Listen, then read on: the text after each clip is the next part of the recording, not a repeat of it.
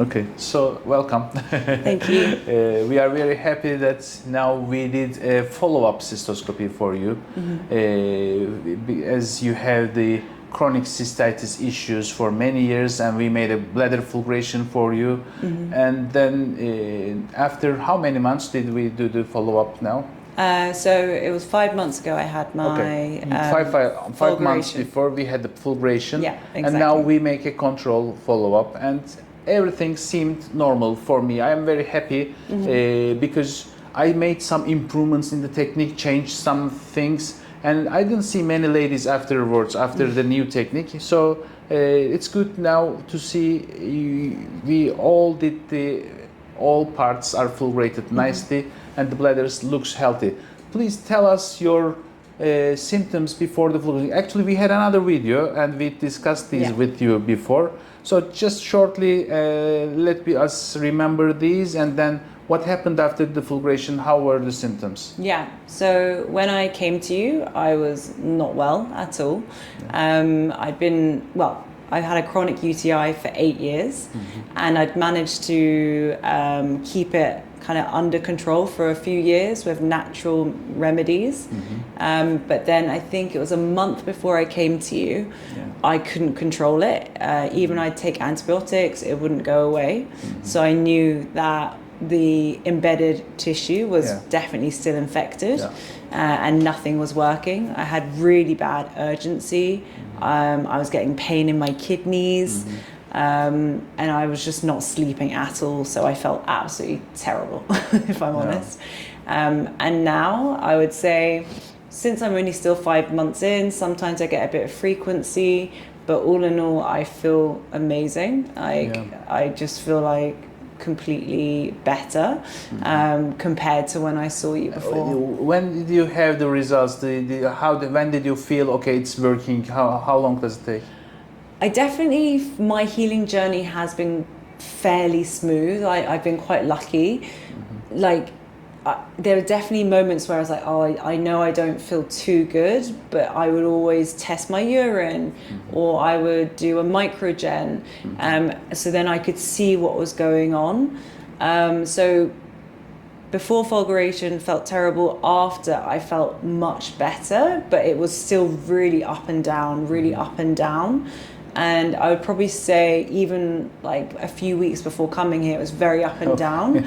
But like I just felt I could tell my body was better, but it was just going through irritation, inflammation, and it wasn't necessarily like an infection. Yeah, okay. So the embedded infection inside the bladder always giving you some stimulation before the fulguration. Even you make a good control over these. There is a chronic stimuli, and it's really very irritative, and the body, the brain learns these pains and exaggerate the pain, and sometimes it is very difficult to fight with these. Definitely. When we fulgurate, I see really definitely reddish tissues, leukoplakias, inflamed tissues. These are all around the entrance of the bladder.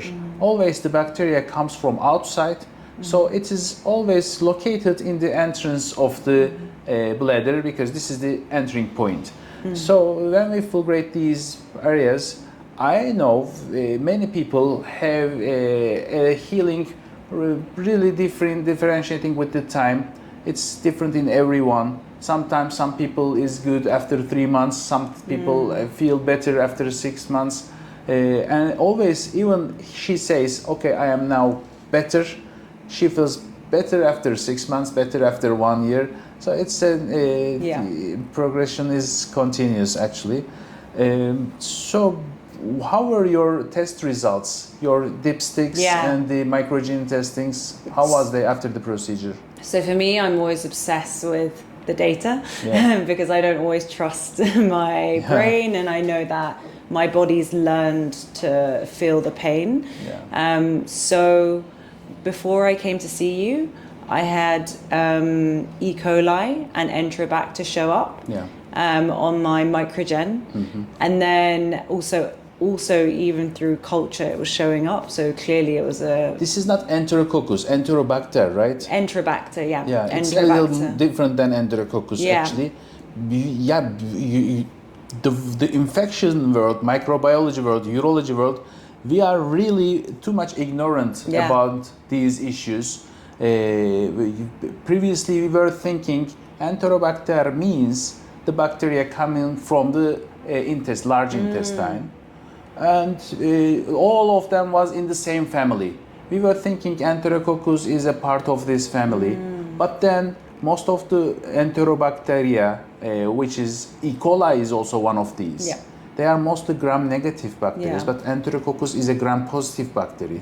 Are they different families? Do we have to differentiate them? How we have to classify these? These are all big question marks. So you have Enterobacteria. So before my fulguration, E. coli and Enterobacter showed. Yeah. After my fulguration, I did another microgen. Yeah.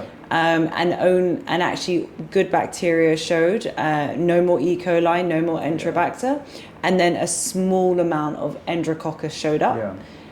And then I did a third test just before I came to see you, and only a very, very small amount of Enterococcus is still left. So the question we are always fighting with, where is this Enterococcus is coming from? Yeah. Is it a normal part of bladder flora? And is it showing up after the fulguration? Sometimes it may happen because I go mad when I see these Enterococcus. I go to sterilization unit and I said, is there something wrong? I watch the process, how they are sterilizing. No, they are all in good standards, and we take samples from the instruments, and there is no Enterococcus, not such things. So the big question marks, is there a underlying embedded Enterococcus infection in the bladder and it is coming out after the fulguration? This may happen. Yeah. Is there or in a normal lady, if you take some samples and send them for microgene testing, which is highly sensitive testing, will they show up? I don't think so. But in normal ladies, maybe the normal flora is not showing the Enterococcus. When you fulgurate, they are coming. These are all question marks. The problem is that in some ladies, we have Enterococcus and it is untreatable. We give all of the things. Coamoxiclav sounds to be a good solution for gram-positive bacteria. We give it. Sometimes they are not disappearing. Yeah. We have a friend. She came here to take vancomycin, which is the highest level of antibiotic we can give. I hope this will disappear this way, and we will see. We are really fighting on this. In some ladies, it's a big problem. Yeah. Of course. And anyway, I think we have to stop in some point. The ladies have to plan. Okay, maybe they will go with the results and try to treat maybe for 3 months. Then after that, in some point they have to stop. Yeah. Because using these long-term too much antibiotics is really making some difference in the bladder. Because in our group in Turkey, nobody uses high sensitive tests, nobody uses high dose antibiotics, and the success rate is much more higher. Lastly, I had a message from one of the ladies. She is using trimethoprim for continuously. What's this? One of the ladies in our group, she is using trimethoprim, and maybe this is a reason she changed her. She certainly changed the vaginal flora and vaginal issues uprised. Yeah. So you make a very good point, actually, and that was something that I was really careful about. Is I wanted to make sure I was only taking antibiotics for the first 3 months after fulguration. Yeah. I actually stopped after 2.5 months because I was really wanting to make sure that I was looking after my gut microbiome, my vagina microbiome, because they're all interlinked. Yeah. Especially in Chinese medicine, when your bladder is off, so is your stomach.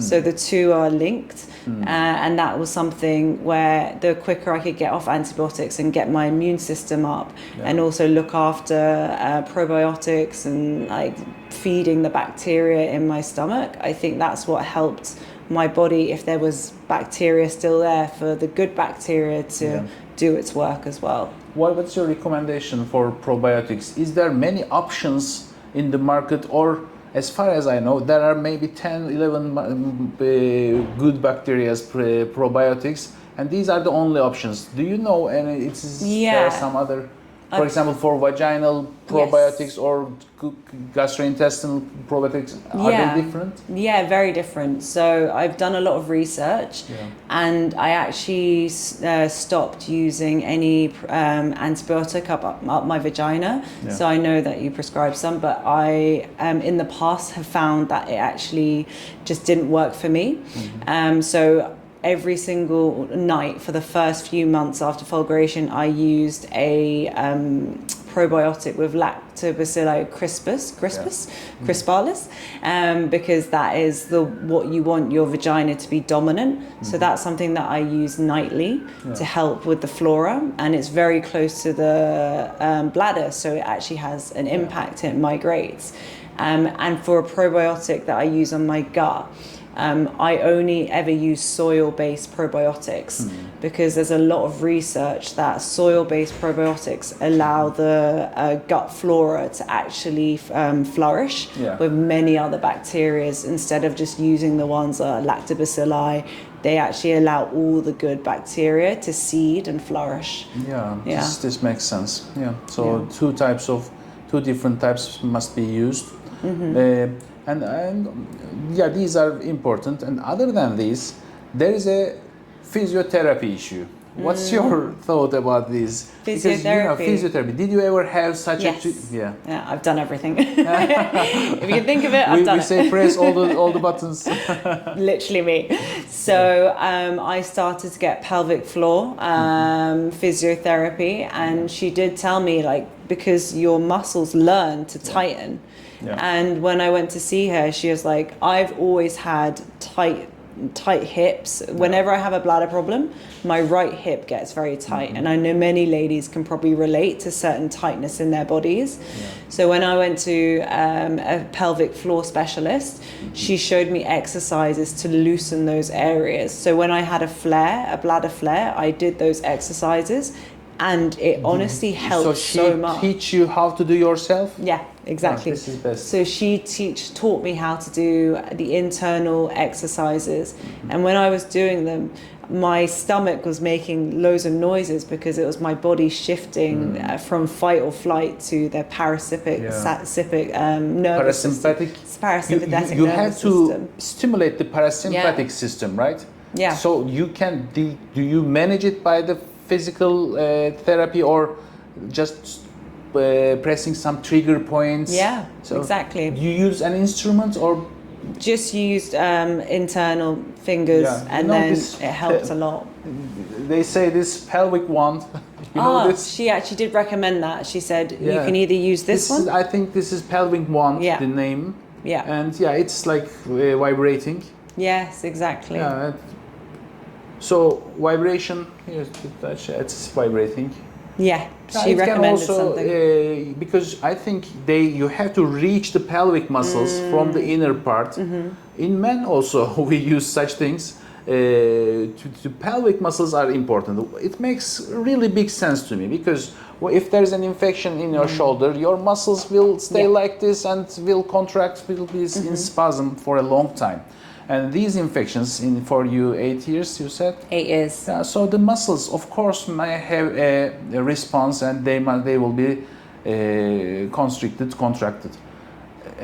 Sometimes some physiotherapists think this is the only solution for chronic pelvic pain, which may not be true in 100% of the cases, because I think in some portion of the case, some part of the cases, there is a chronic stimulus like the embedded infection.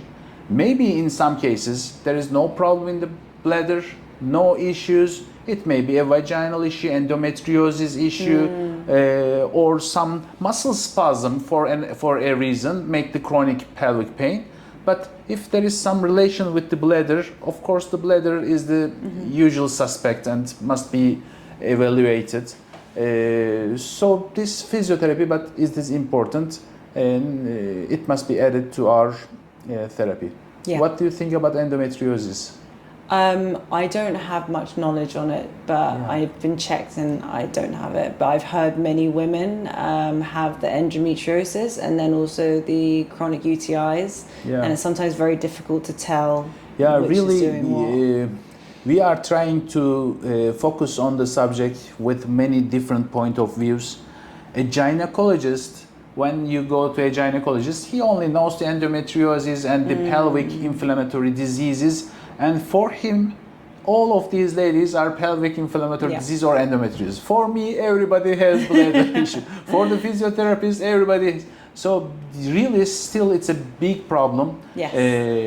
I think if the pain is related to periods of the lady, if it increases highly during that time and diminishes a little bit, the endometriosis is really must be evaluated. Unfortunately, the only thing to evaluate is a laparoscopy, as far as I know, which is difficult. But if there is, I don't know, other symptoms, how you can understand it is from endometriosis or from bladder issues. So if it is more related to urinary issues like frequency or pain during urination, the urethral pain, maybe it's more close to bladder issues. But if it is more related to your period, such things, it may be related to endometriosis. Yeah. So lastly, what do you know about this brain learning of the pain issues? And do you have any advice, any practical solutions for making your brain to unlearn this pain? I am really very confused to understand these and to offer some solutions. We are of course looking for solutions.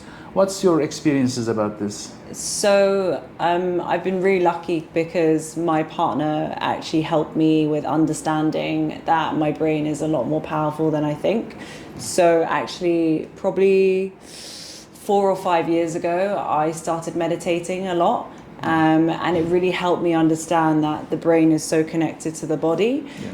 So for me, I've actually gone through a very big journey of bringing in meditation and mindfulness to help me disassociate with my brain and also my symptoms. So that has been a huge part of why I think I've managed to be so successful with the fulguration as well, is because the mindset is so important. So even when I was having a really difficult time throughout the healing journey, because it is so tough, I would meditate every day. And when I didn't, and I skipped 3-4 days, I would start to feel that coming back. So if there's anything I can advise, it's you can do everything you can to help your bladder, but it's so important as well to also look after your mind, especially during the healing phase. So I understand that this is very important, and of course when there is a little stimulus in the body and it's always irritating, so the brain learns it, and of course it afraids. It says, oh, I may be cancer, the first thing. So it scares from being a cancer. And then maybe, okay, it's not cancer, but it is a disabling situation. Some of the ladies go to interstitial cystitis issues. Your bladder becomes very small. So the brain wants you to solve this problem as soon as possible. And brain alerts you. And this alert increases the neural tissues, the amount of neural tissues. It's proven that there is a neuroplasticity, which is the tissues change. 100%. So one stimulus, now your brain gets it like 10 and makes too much pain, too much irritation. Because what we see in those pelvises, in the bladders, in pelvic tissues, okay, there is something, but it must not disturb you very much. And your level of disturbance, okay, sometimes it is low, sometimes large, but your impact in social life, impact in your psychology is extremely, sometimes people say, one of my patients suicided from this.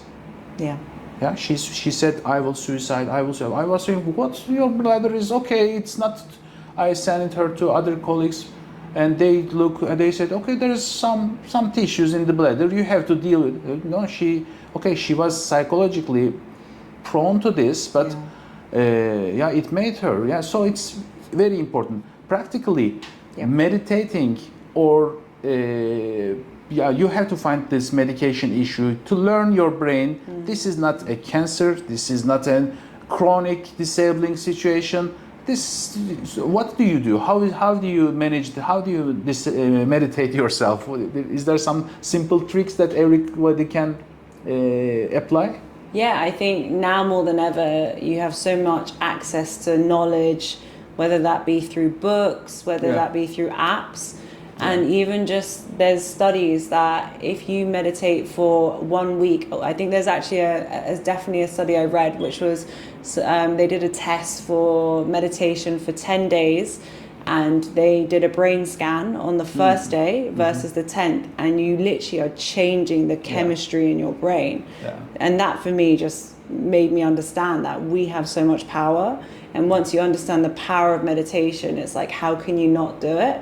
Even if it's just, sometimes I really struggle because I have a very busy job, I have a dog, I have lots going on. So even if it's just, okay, I only have time for 10 minutes in the morning, just 10 minutes, sit down and being able to have that space and concentrate on whether that be your breath, whether that be just putting in on an app on your phone.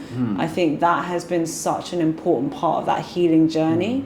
And through that, I would have meditations that were specific around healing. So imagining yourself healing, because there are so many important people, like Dr. Joe Dispenza has been a huge impact on me, where when you start to imagine yourself healthy, when you start to imagine your body healing, you can actually create neural pathways in your brain, and then that signals to your body.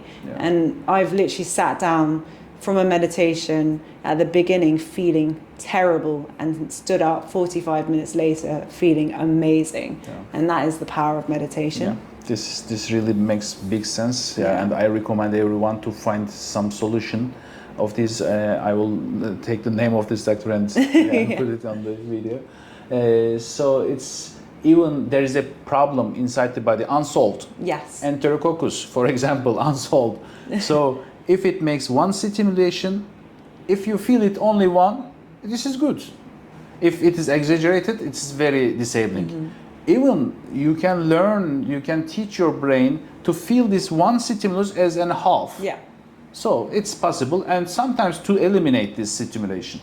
Okay, so these are, I think, helpful tips for our patients. Thank you very much for coming and letting us know that bladder is okay, and your experience is very important for us, everybody. Thank you so much for everything. Honestly, this has been the best decision I've ever made, and I'm so happy. Like getting the results, seeing my cystoscopy.